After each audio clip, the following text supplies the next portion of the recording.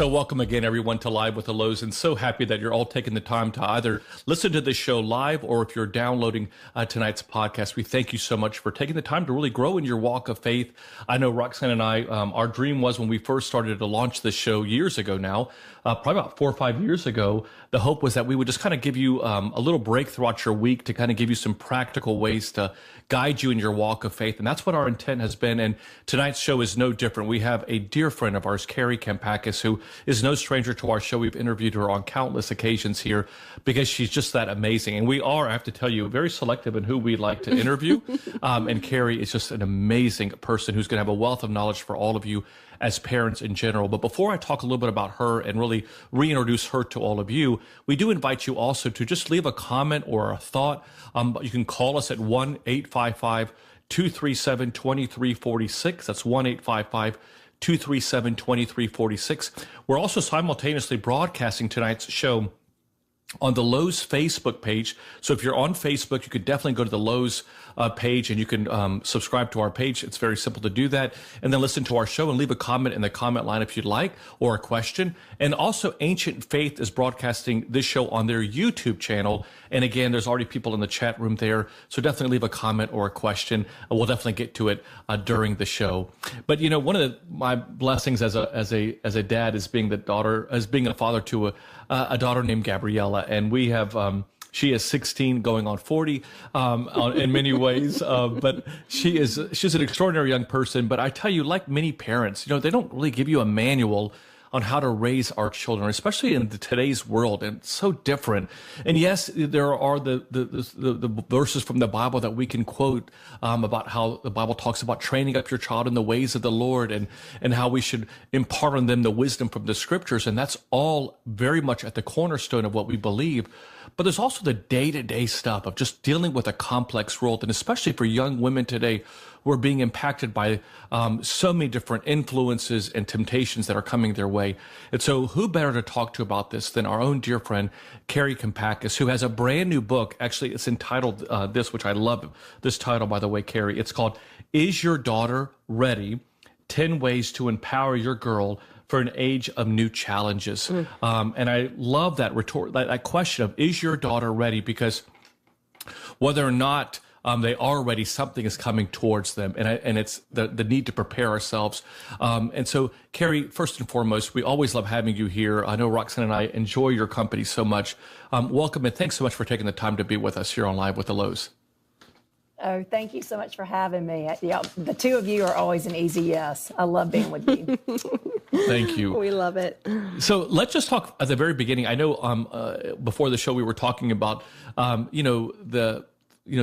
busy you've been over the last year, but I really would like to dig into really what was the impetus of you writing this book? What was it about this particular title, this need that really tugged at your heart for you to write and spend time writing this book?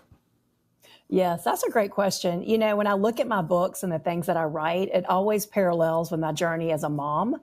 And so I say, as my girls grow up, my writing grows up too. And so as I was working on this book, I had 2 daughters that were in college, and I was preparing for my 3rd daughter to leave home. And my oldest daughter is about to turn 23. And so I was like, okay, I have now got 20 plus years of parenting experience under my belt. Like, looking back, just that hindsight 2020, you know, what am I glad that I did? What do I wish I'd done differently? And what would I recommend to the moms behind me? And what I've realized in my work, I've been writing for moms and teenage girls for about 10 years now. And when I started, I was writing for my generation, the parents who had kids or ages that we do. But I realized we really were looking for advice kind of in the age and season that our kids were in.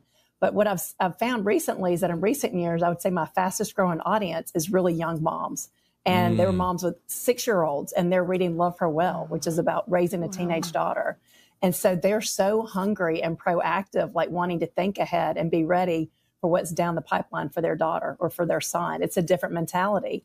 And sometimes I think, you know, I feel sometimes I have a heart for these moms, because I do think parenting is even harder now than it was 5 years ago or 10 years ago. It's harder for these younger moms.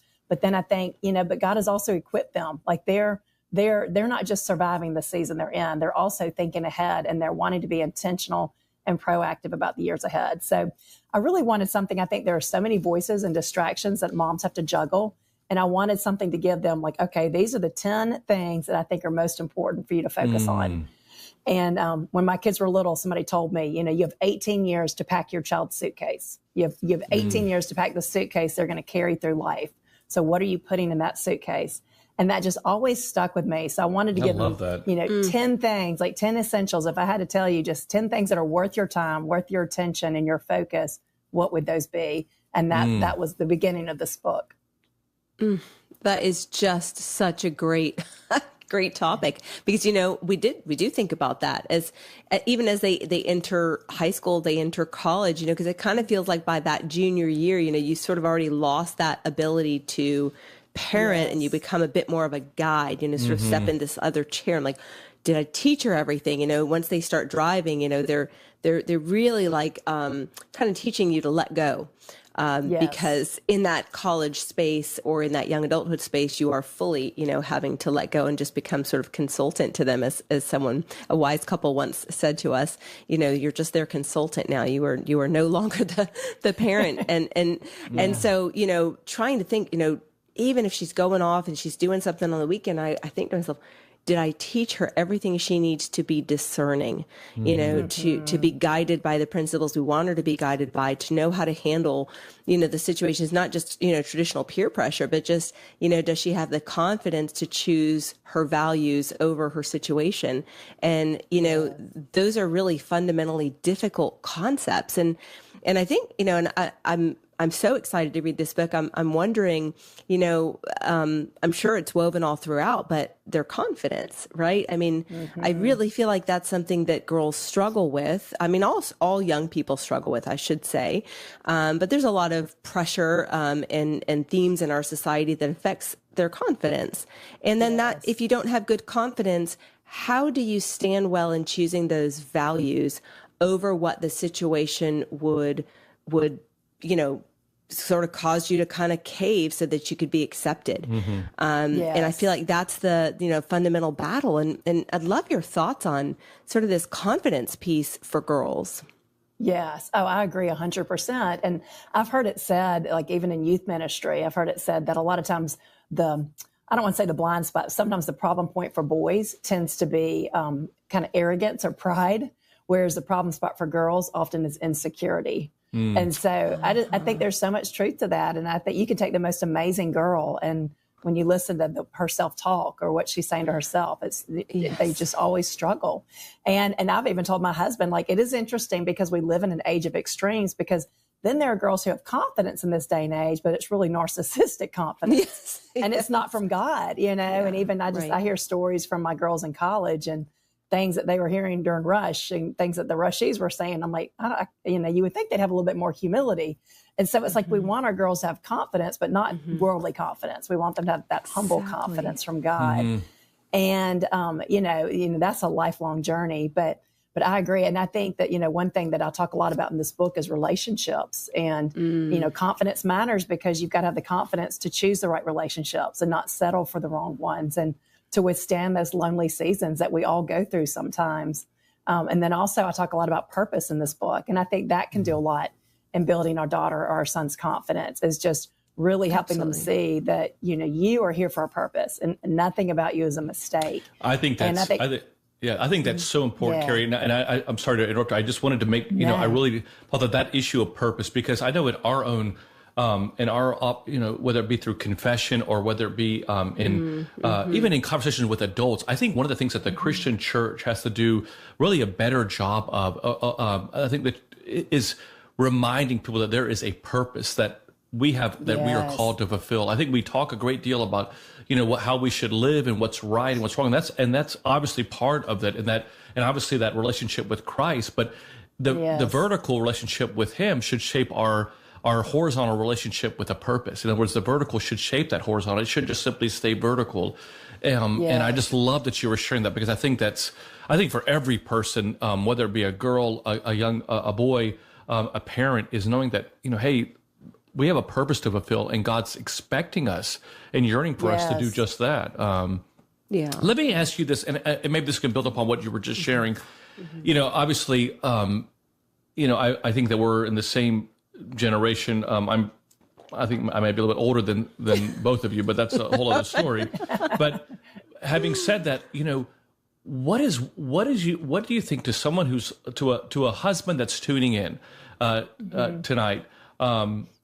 What is one thing that you're seeing that our generation, especially as women, that you experienced, that the young women today, the young girls today, are experiencing that on a much grander and much more difficult level than what we did earlier when we were that age? Oh, I think definitely comparison, because, even, when we were growing up, we were comparing ourselves, but we were comparing ourselves to the girls at our high school or the girls on the college campus we went to. But now these girls can compare themselves to every girl on the planet. And they're constantly seeing the best of the best, the most fashionable girl, the smartest girl, the best of the best in every single category. And we all know that feeling of feeling pretty good about yourself one minute and thinking, I'm doing what God wants me to do. I'm in my lane. And then all of a sudden you get online and you see somebody that you think is doing it better or doing it differently. And suddenly you doubt your purpose. You doubt, like, you feel like you're doing everything wrong. So I do think it's really, and this goes back to the devotional released earlier this year. That was one reason I wrote that devotional, was I think so many girls miss out on the joy and the purpose in their life and the story that God is writing through them, the very unique story, because they're so fixated on somebody else's life.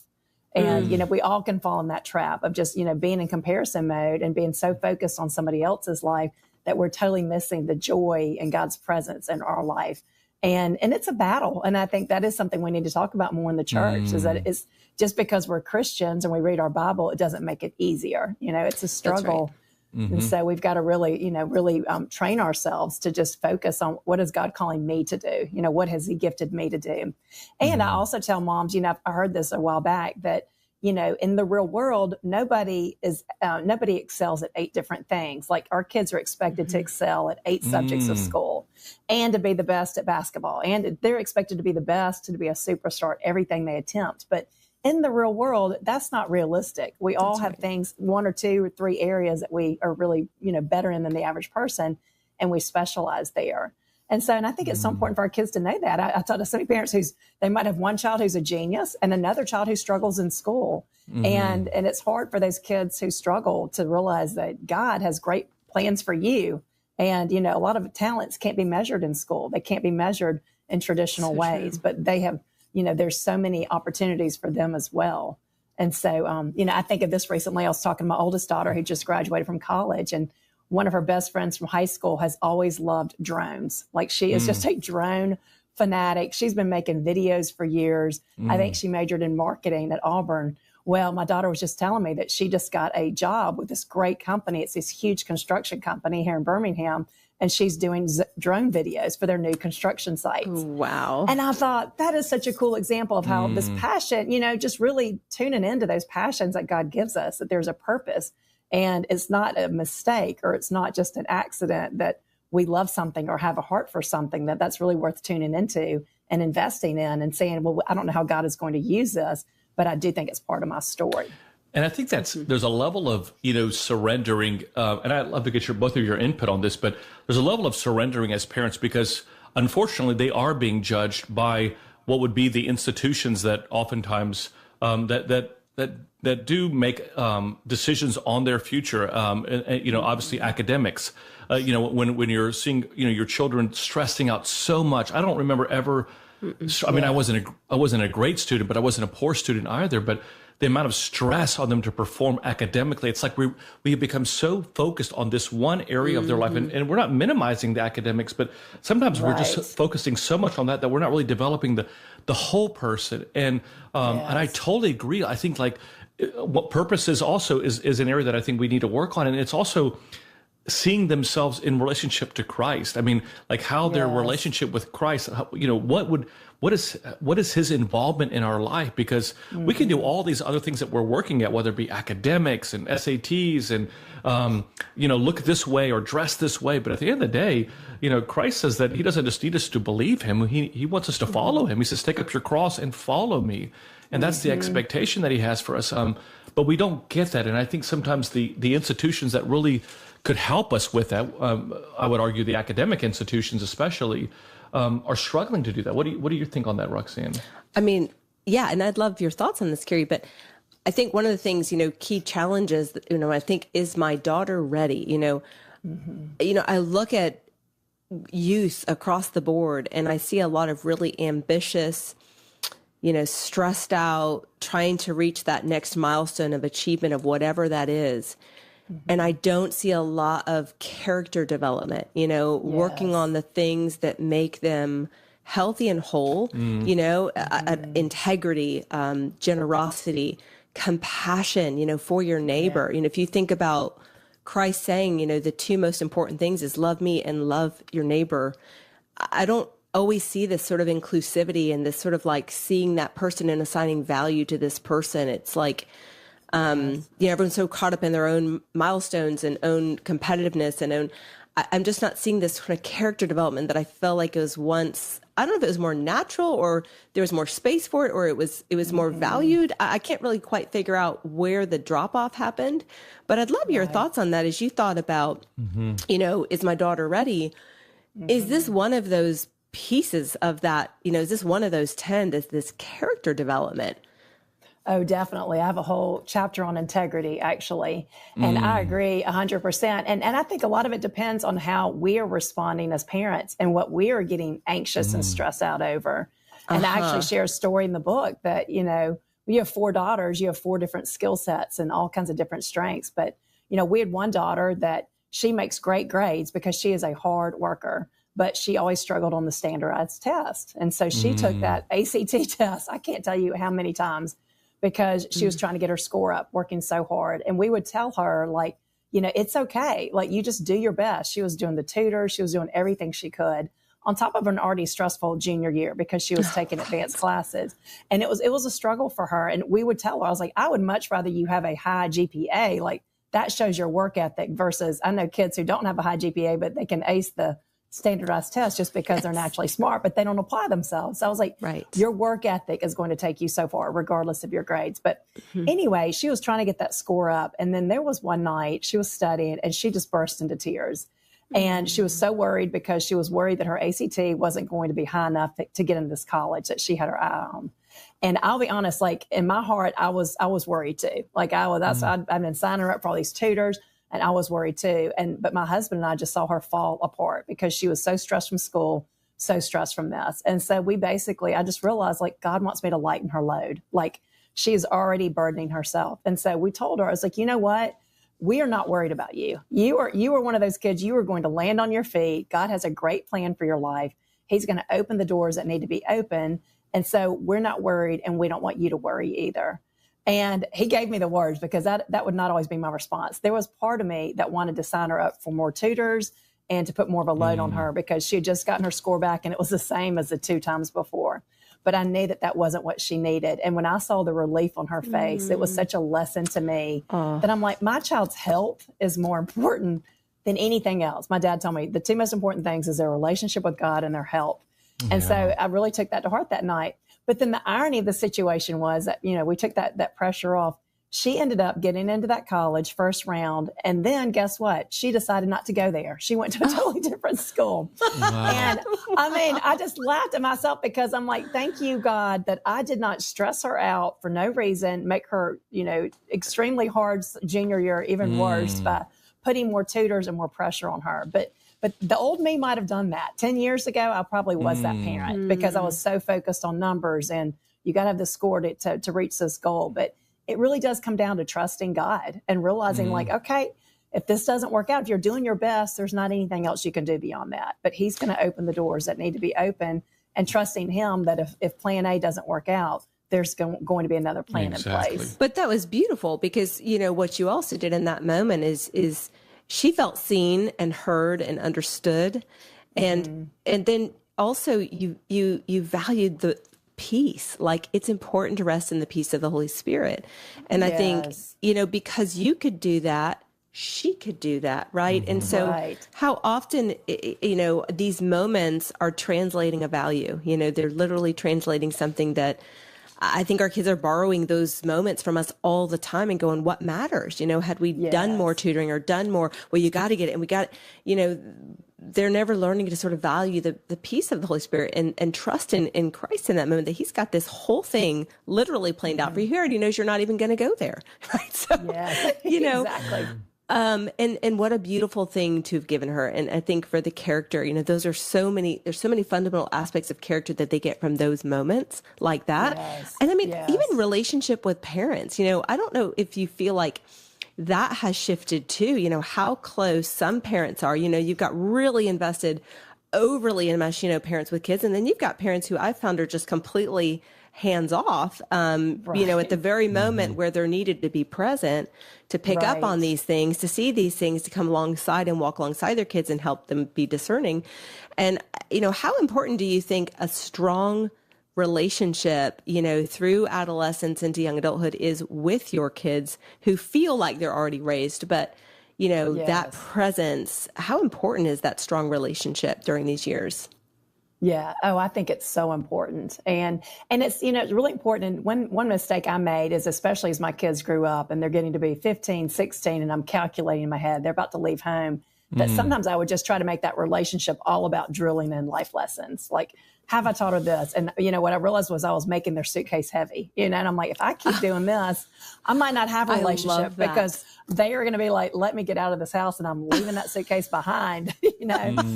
I mean, I think of my 14-year-old one time, I was giving her some life lessons and I was just making it too long. She was like, Mom, if you make every conversation a life lesson, I'm going to stop listening to you. And so I took that to heart. Great. Yes. Yeah. And so I think that, you know, we and you have so many good lessons to give, actually. Like, you are this published author. You actually do have a lot to give. Like, well, some people buy these lessons in a book, but you know, you can get it for free. They don't really. That's what we tell our kids too. It doesn't work. It doesn't work. They don't care. It doesn't work. So it's fine. But I was like, you know, I'll kind of learn to like plan it here and there. But I just need to be silly with them, or like, let's just go get ice cream, or let's make cookies, or let's watch a movie. Like, not make everything have to have a meaning, you know, or have to try to be a core memory, just to be with them and just enjoy their company and let them know that they're an enjoyable person, and giving them that backup. Like, you know, if you don't have plans on Friday night, you know, if you're in college or back home from college, like, hang out with us. Like, we always welcome your company. And, you know, one thing I tell people all the time, like, I think some of the most confident kids that I see are the Greek kids, and the kids in the Greek Orthodox Church. And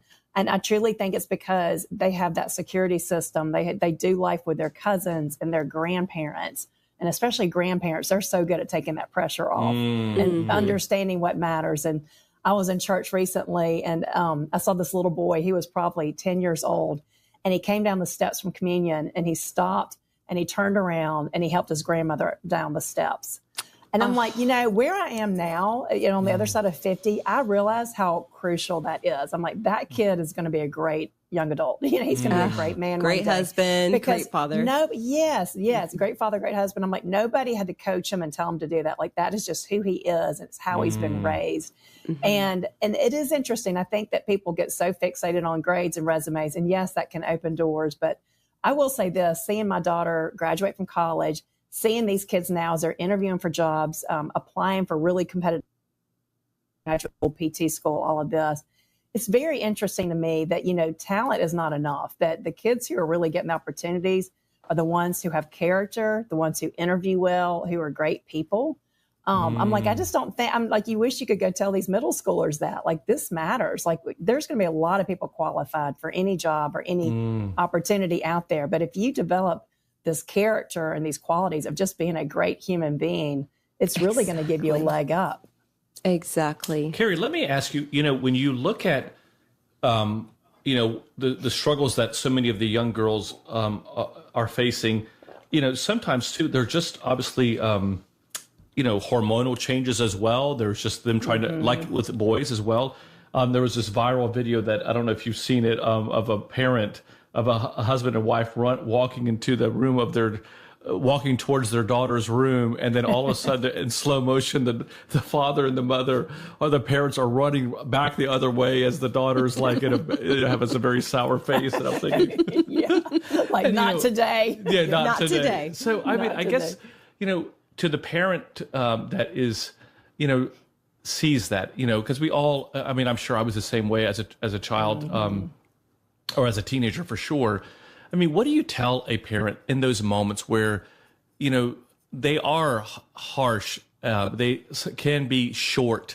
Sometimes they can say things that are just not, just compassionate. How do you deal with that situation? What would you tell someone?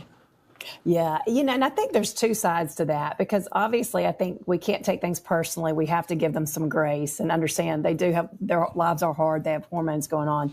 But then also, I think sometimes we can make so many excuses for them. And I had to do this when mine were teenagers that, they talk back or they're being sassy. I would have but you cannot talk to me like that. And what kept me strong, I think parents are scared to do that sometimes because they're scared of breaking the relationship. But what I always had in the back of my mind was like, it's not just me. Like one day it's not going to be me they're coming home to and unleashing on. It's going to be their spouse. It's going to be their roommate. Like I want them to have strong relationships. And if they just treat people this way, it's not going to help them. And so, and I'm like, I know you're tired and that's okay. I'll give you your space, but just, I love you, but let's try that again. But something else, I have another daughter, especially that she's the sweetest girl, but if she's tired or she's stressed or she's like anxious about something and I try to talk to her, she's going to kind of like, and she's one that I realized when I was driving her to a game when she was about to perform, especially that first year, I'm sitting there chatting in the car, trying to give her a pep talk and she's been short and all of this. And I realized like, I got to give her space. Like she's just getting her mind in the right place. And this is not the time for me to be chatty. And so you kind of have to read your child and realize like, this isn't the time for me to try to go interject. And so, say your child is being moody, they've had a bad day, that might be a time that you just kind of go check in, maybe sometimes I had a child that liked to go in her room. She liked to stay in there a lot. And so I'd save her laundry for when she was home. And I'm like, that gave me an excuse to just go in her room and check on her without feeling intrusive. And so I was like, I'm just checking on you. Is everything going okay? I love you. I'd kiss her, give her a little affection, and then give her space. But I do think it's important. And, we're talking about college kids. And I keep thinking of this woman that told me a few years ago, she was like, I always, check on my college kids, at least every couple of days. And she was talking about how her friend had a child who went to college years ago and he, never called home and they thought he was doing great. And so they thought, well, we're not hearing from him, so he's doing great. And they found out second semester that he was struggling, but they just didn't know. And so she's like, it's good to we've got to keep tabs. Like you say, we don't want to be over involved, but we don't want to be under involved too, that we've got to kind of keep tabs and just sometimes open that door. Like, you doing okay? If anything's ever going on, you can talk to me about it, or I'm here if you need me. Those are just the fundamentals of emotional intelligence is what you're covering, Kari. That ability to see them and see what they need and understand the root of their behaviors lies in, their own needs. They've got to recognize, and you're teaching them that in those moments, and then you're also teaching them to see you and what their impact is on you and other people around you, what emotional climate you are bringing. Which is, again, those sort of principles of emotional intelligence that, I think every parent, those are great principles to work on if you have young kids, teenagers, because to send them off in the world, emotional intelligence, I think, is something that, we're now having to kind of be intentional about because it's not so intuitive like it once was since the, digital world that we've found ourselves in. Yes, exactly. Yeah. We're up against a break, Kari. So let's take a quick break. On the other side, I want to continue this conversation. We have just a lot of questions, and we have people in the chat room as well that have some comments. So stay right with us here on Live with the Louhs as we're speaking with best-selling author Kari Kampakis.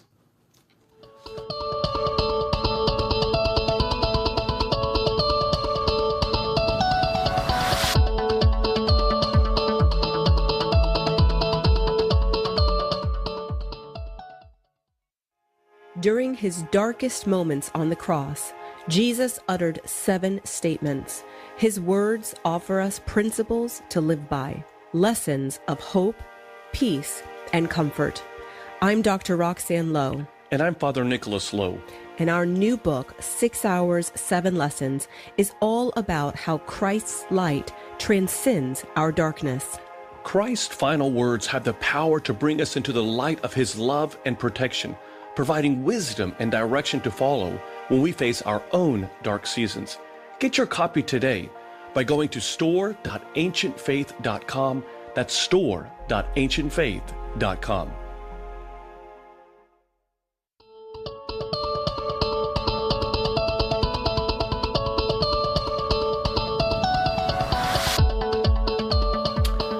Well, welcome back, everyone, to Live with the Louhs. We are again so happy that you're joining us as we're speaking with our dear friend and best-selling author, Kari Kampakis. She's got a brand new book, by the way, coming out in September entitled, Is Your Daughter Ready? 10 Ways to Empower Your Girl for an Age of New Challenges. It's a really exciting book. And I want you just to know before we go any further that you can find out more about Kari and all the work that she does, her podcast, her books, her speaking engagements. She speaks all over the country. You can go to her website at KariKampakis.com. That's KariKampakis.com. You can also follow her on Instagram as well.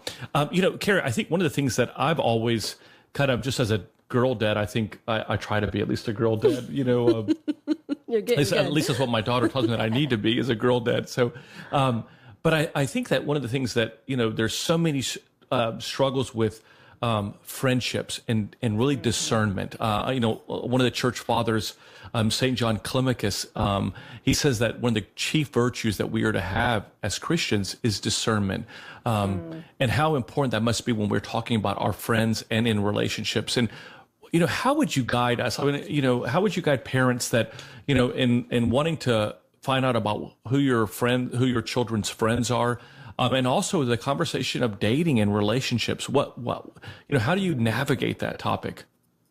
Oh, definitely. I know I have a whole chapter on discernment, and I believe that too. I think that's a topic that is really not talked about enough. Mm-hmm. And especially with our teenagers, like they don't have a lot of relationship experience. And so I do think they need a lot of guidance here. And the first step is to really, talk about trusting your gut, trusting those, that funny feeling, that lack of peace. And just, how does the Holy Spirit talk to us? And it's usually through those ways that, maybe you're in a relationship and somebody's nice to you 80% of the time, but then sometimes they do something that just gives you pause, or you're like, that's not how my dad treats me, or, and I can say having a great dad makes the biggest difference because, even though I dated a few guys that were not that great, there were always moments that I would be like, my dad wouldn't do that, or my brother wouldn't do that. And it just gives you something to compare it against. But yeah, I think just teaching them to, trust their gut instincts. And when my editor was editing this book, it was interesting. She went to a Christian college and she loved that chapter on discernment because she's like, in the church, we often focus so much on telling people not to trust their feelings. And so she's like, I never did. And she's like, I ended up in a bad relationship because I didn't trust my feelings. And it is important to have that conversation. Obviously, we don't want to be led by our feelings. We want to have our brain wants to have, we don't want our feelings to be driving the car, right? But, tuning into those moments that God, especially as women, I think that we have a certain intuition about people, whether something is healthy or not healthy. But, just little things we can teach them. I think that a man came up to me one time at an event and he's like, my biggest piece of advice for my daughters that I teach them is I tell them, if a boy ever tries to come between you and God, he wasn't sent by God. And I'm like, that applies to friendship too. And that, if your friends ever try to come between you and God, or if you're embarrassed to talk about Jesus, or if you try to bring up faith and it's just silent, it's just crickets among your friend group, that might not be the healthiest friend group for you that's going to help you be the best version of yourself. And what I see a lot of kids in this day and age, especially, and it's hard as a parent because we can't choose their friends. Like they are, and sometimes they just have to learn lessons the hard way. We can tell them all day long, who we think might be a good influence or whatever, but sometimes they just have to learn it the hard way. But I just see a lot of kids who end up in a friend group, and sometimes it's because the parents were all friends and the kids have all been raised together. They've been forced into a friendship, and they grow up and the group's a little bit wilder. And the child, doesn't really want to do what the group is doing, but they don't really see a way out. They don't really see another place to go. And so they kind of ride it out with their high school friends. And then they go to college and they do a total 180 and don't even drink, don't do anything because they finally feel like that's their time to break free and be who they really feel like they are inside. And it makes me sad that, I think there's just such this fear of being alone. And sometimes as parents, we can play into that fear. Like, I like them having plans on Friday night. I like them being part of a friend group, but again, it comes back to trusting God and knowing that, he's going to take care of them. And there's a lot of things happen in friendships. And I'm a big proponent of having a lot of friendships, knowing the people you can trust, having your special group. But I always call it casting a wide net. And I'm like, have your friends in French class, have your friends in PE, have different people. And that way, if your friends do start making decisions you don't agree with, or if somebody cuts you out, which happens a lot in this day and age, you have a place to go. Because a lot of these kids just paint themselves into a corner. They've just only been kind to a little group of people. They're happy with their little group of friends. And then when something blows up there or something is going on, they feel like they have nowhere to go. As you're talking, I couldn't help but think of a quote by, you may have heard of this, but St. Basil the Great calls us to be like bumblebees. And he tells us that we should go from, that we are to kind of travel from different people, using the analogy of a person being like a flower, and take from them, take the pollen, take the nectar, the nutrients from that person, and continue to kind of find that from different people, so that you're constantly growing. Because a bumblebee never stays by it doesn't stay to just one flower. It continuously goes to different flowers and learns. I love that. And so, I think that's what we're all, I think that, and that's a life lesson, I think, for all of us, is that we shouldn't be the biggest fish in the tank, that we should be, we should be around people that are going to spread our wings, that are going to challenge us, that are going to not tell us what we just want to hear, but what we need to hear. And I love that, what you were sharing earlier. And I think that is really so important, where those that are in the church world, even if you're listening to tonight's show and you don't have a daughter, or maybe you're a grandparent, or maybe you're just a member of a church, it is so important, as Kari was emphasizing earlier, having this village church. There's something about that. In Greece, we call this the chorio, the village itself. And, having that kind of having a village, as the old saying goes, it takes a village to raise a child. Well, having that level of putting your children in positions where they're around older people, maybe within the church, because it would be great for the older people, but also great for the child to kind of learn and to experience their story and to hear how they navigated through that. Because, social media, I think sometimes our children are kind of staying within their same, social media environment, that, because social media can basically migrate around who you are. It doesn't oftentimes give you differing views or differing thoughts. And so you kind of stay where you're at. So I think it's really important that if you're a member of a church and you're kind of saying, well, what can I be doing for a church? Or how does this show really impact me? I would challenge you to talk to your priest, look for ways to either mentor a young person in your church, look for opportunities to kind of just speak to a youth gathering about your experience, your life lessons that you think could be beneficial for them.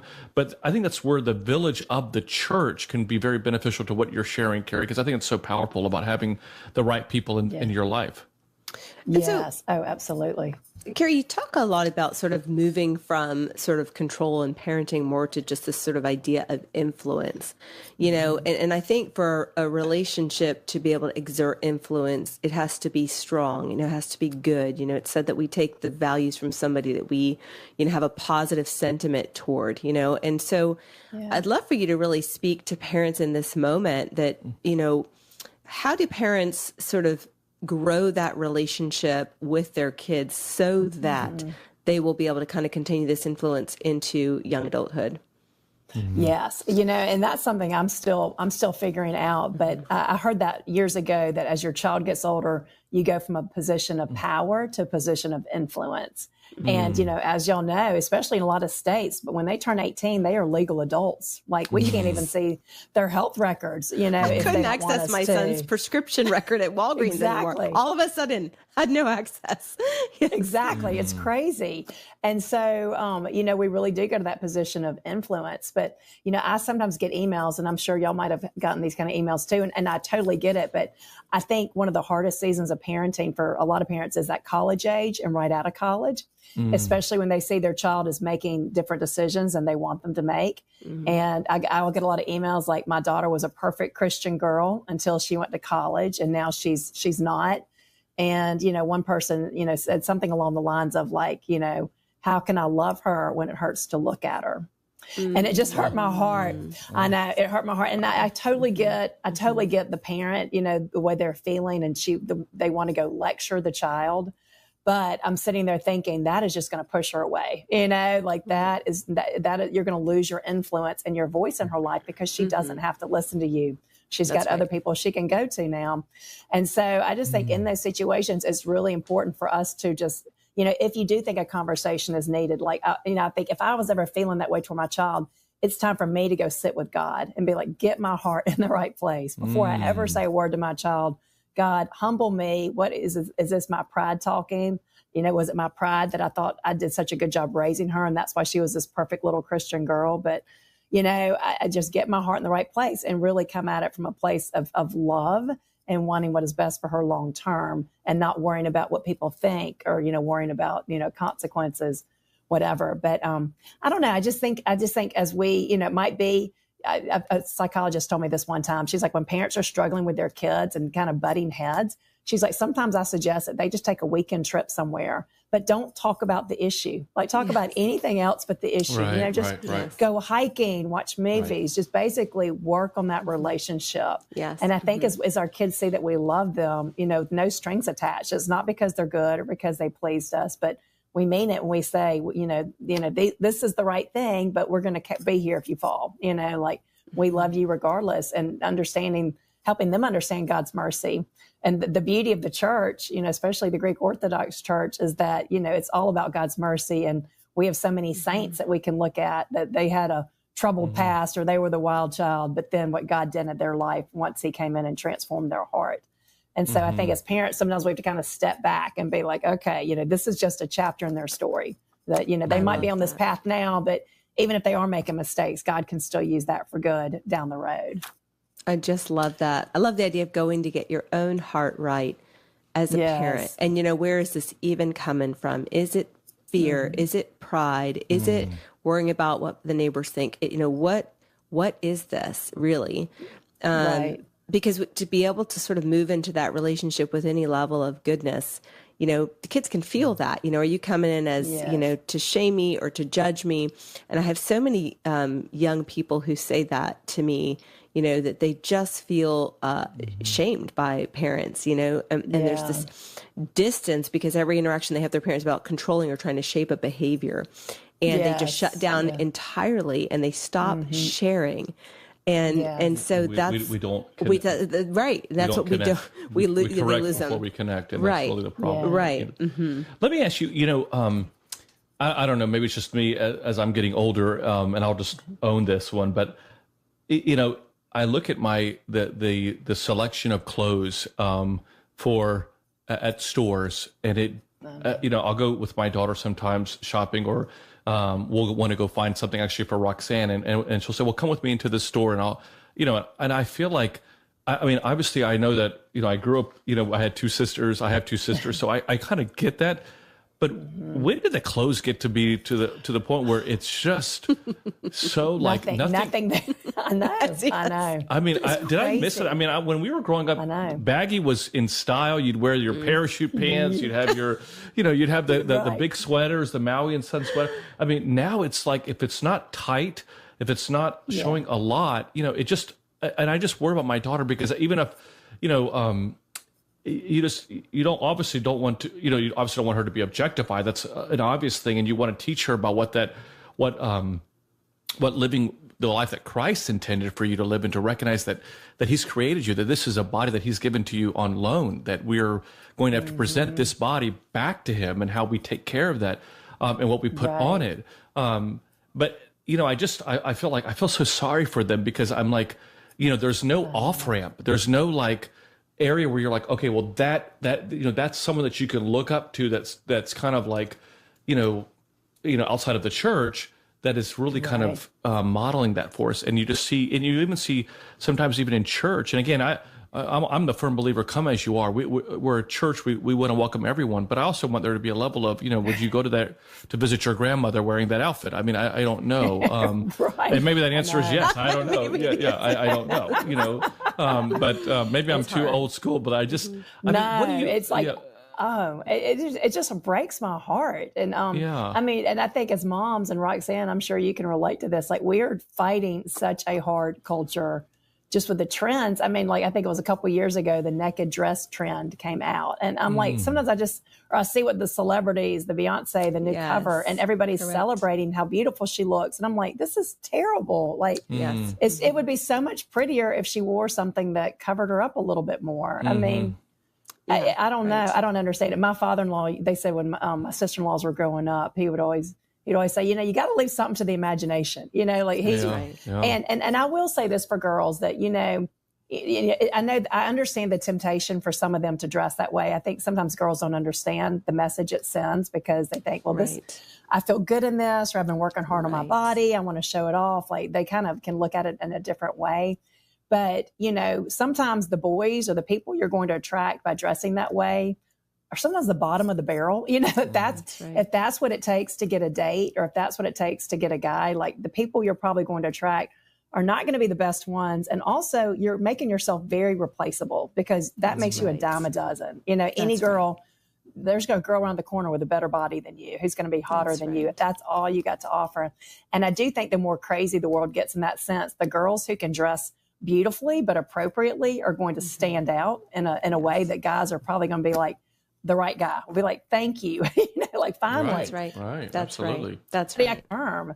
And, we went back to the, my daughter talking about just people getting jobs. I mean, my daughter had a friend that she worked for a Fortune 500 company last year. And she laughed. She was like, I was the only SEC sorority girl with all these Ivy League interns. And, she had so much fun. She worked with great people, but she was very surprised that at the end of the summer, that she was the one that they gave the full-time job to get after graduation. Wow. And they later told her, dressed appropriately. You can make small talk. We can send you into a board meeting at the last minute. We know you're going to represent us well. Like there are so many little things like that it's just really going to set you apart in a good way. It's not going to hurt you.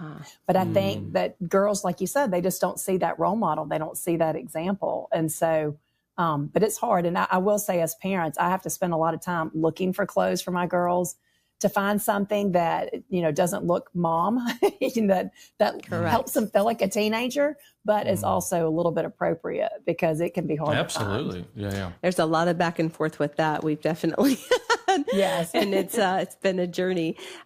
We did get a question that just came in here. So I want to go to that question. The question reads, how do girls who've not had a great father judge with discernment who is good for them? That's a great question. Well, I really encourage, because I have a lot of moms, friends who are single moms or the husband is not engaged. I think anybody, a male influence, it could be a grandfather, uncle, just somebody that's setting the bar for how they should be treated.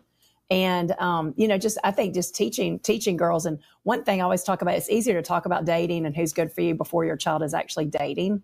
And so when my kids were little, sometimes when I was driving school, weave in conversations, and I would talk about, I had this friend that dated this guy, and I kind of knew he was bad news because I knew him in college, but she didn't really believe me and she didn't see it. And anyway, kind of sharing stories of like how she figured out, he wasn't a good guy. So I think just giving them real life examples, my example to them, to be perfectly frank, I was like, okay, this guy, I knew he did drugs in college, but she didn't ever see it. But she finds out a year later that he had been doing drugs and not been faithful the whole time they'd been dating. But she said after she learned that, she's like, she could look back and think, well, I remember we'd be at a party and he'd leave for like 10 minutes and he'd come back and have like a different look in his eyes and he'd want to dance with me. And she had that discernment then looking back, but she didn't really realize it at the time.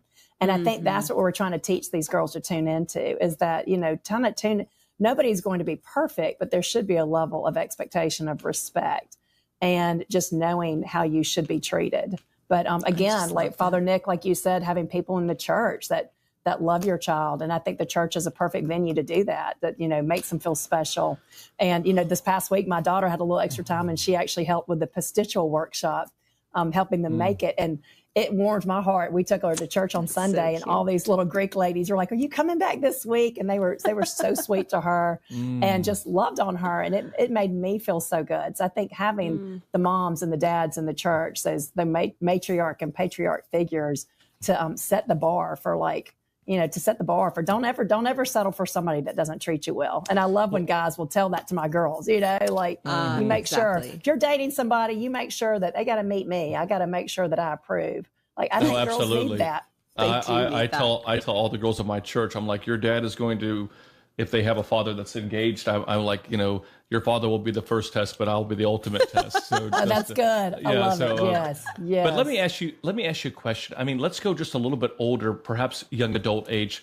A lot of girls, a lot of young women that I see are on fire for Christ. They want to settle down for that right person. And a lot of times when they talk, even people within the church, when they try to settle down, those men are oftentimes wanting it to be extraordinarily physical in an unhealthy way. They want to go to, they want to have a level of intimacy that the girls themselves obviously are not comfortable with, and this is within the church. Right. What do you tell young ladies today who are, they're bright, they're strong in their faith, they're wanting, and they feel like they want to settle down and they want to find the right person. But their statement is, Kari, every time I'm dating someone, it's so hard to find that person who is not wanting to be physical, too physical with me. And sometimes that could be a breaker in the relationship. Or they may not be involved in my church or in a church. What would you say to them? Are the things that would be, I don't say the non-negotiables, but to go to your point earlier, the things that you would say, don't settle for this. Yes. Yeah. I think this is where we kind of need that guidance for them. I once heard a priest say, love says, I have to have it now. And, teaching girls and teaching, I know it's hard for young men, but that's why you need the Holy Spirit. We can't do it when you really like somebody without the power of the Holy Spirit. And really that brings the whole faith component into the relationship, that if the guy can't control his impulses, then maybe we need to have more of that faith talk. Maybe they're not as far along in their faith as they should be. And it might be a reflection of something else if that's all that they're wanting. But I think just helping them understand that the right guy is going to love that about you. And I have a friend that she went through a terrible divorce years ago. And I saw her soon after, about a year later, when she was starting to date again. And she was like, the guys at that age really are expecting that. And she told them, she was like, no, I had not had sex when I got married the first time, and I'm not doing it the second time. And they're like, you're a unicorn. They were, a lot of the guys were so confused, like, what? But I told her, I was like, the right guy is going to love you even more for that, because he's going to be like, finally, I've been looking for a girl like you, because it is so unusual. And so I think just, helping them see that, don't think that something's wrong with you, that, because you want to wait and have those boundaries. And I think I've heard it said that the authors of the Boundaries book have said that no is kind of a litmus test for how much somebody really loves you, because somebody who can take your no respects your boundaries, and somebody who doesn't respect your no is just, out for themselves, or might be, just having selfish motives. But no is a good litmus test for the health of your relationships. I love that. I love that. Yeah. Because, if you're always yes, yes, yes, then, people, right. Somebody that's going to take advantage of you is going to love you. Right. But if you set up a boundary and they don't like it, then that might show you a side of that person that you really didn't know existed before. I just love that. I think it's so important to think too, for young people, what is my influence here?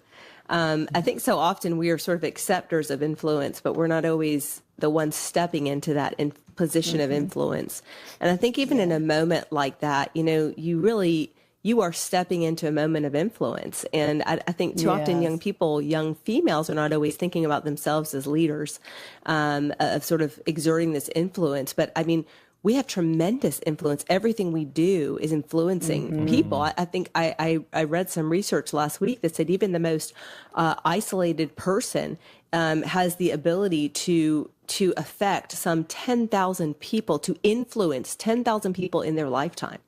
Yes. Even the most isolated person. So all these young people in these communities, in their peer groups, in their dating relationships. Like, I think females have to step into the position of like, I'm going to be the influence in this situation, rather than the person who's influenced. And what is that person going to say about me? What will they come away from, in having known me? And I really think, young girls have to be willing to step into that position of power, and of leadership, not with, the provocative aspects of their body. I think with the Me Too movement, there's been so much of position of empowerment with their body, but not empowerment with their character. And that's something that I just, feel so passionate about, for young people, especially in situations like that, where they're just not knowing how to kind of be the influence in those situations. And something else I've always loved too, is somebody told me this when my girls were young, that, helping them understand that, I think I heard a priest once say that the point of dating is to find the one person you're meant to marry. And so dating is really about rejection. And 99% of the people you date are not going to be the person you marry. And so I always shared with my girls, I have a friend that she dated a guy in high school, but it was very innocent. It wasn't sexually heavy. And so it ended and it was fine and they could still be friends. And then he dated another girl and it was, 2 years and they were very engaged and involved and it just went further. But she said that, they now live in the same community and they ended up having kids the same age because, as we all know, people come back into your life. And, so she's like, my daughter, my family, our families can hang out together, it's not awkward. He can't go hang out with the other family. It's still awkward, And so I just think it's good for them to understand that big picture mentality. Like people come back into your life and think about, you're not just doing this for yourself. You're doing this for his future wife. You want his future wife to like you and to be like, thank you for that, and I think the same for him. Like there's really no greater gift you could give to a person than thinking about their future spouse and not taking something from them that's meant for their future spouse. It's easy to talk about that in theory, but obviously. But I love that vision. I love that future vision, and I think that's all part of equipping our kids with a greater vision than the moment. That everything that you do or don't do, should be sort of, coming from a place of what is my vision, what is my why, and what is God yearning to do through me, for me, in my path of life, in their path of life. We're responsible for each other's salvation, and there's just this bigger picture that I'm not here for me. I'm here for what God's supposed to do through me. And I think there's, again, we lose so much sight of that if we don't have that vision. As young people, and even as we get older, we lose that. Kari, I'm just blown away by the wealth of knowledge that you share with us, and I love the practicality of what you share with us. It's so beneficial. I know I can't believe we're at the end of our show, but I really just wanted to invite our listeners. Okay, so the book Is Your Daughter Ready? When is that coming out? It's coming out next month, and where could people find that book at? Yes, it comes out September 16th, and you can pre-order anywhere books are sold now. So, okay. Again, that title is Your Daughter Ready? 10 Ways to Empower Your Girl for an Age of New Challenges. And so we're getting our copy. We're excited about that. I cannot wait to read that. I'm going to take notes. And you can find out obviously more about Kari by going to her website. You can look at her upcoming speaking engagements, her podcast, all that she really does, which is really extraordinary. Kari, as always, Roxanne and I love spending time with you. And God willing, when we come up to Birmingham, we can maybe grab some coffee with you and your husband and just spend some time talking as well. Love that. But thank you so much. We really appreciate it. We know your time is very busy.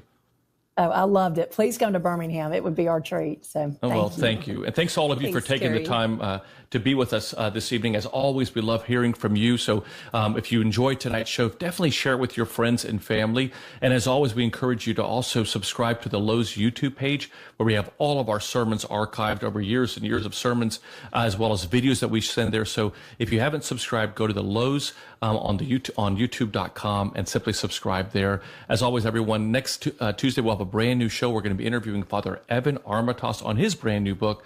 So we'll talk all about that next Tuesday right here on Live with the Louhs. God bless you all, friends, and stay strong in your faith.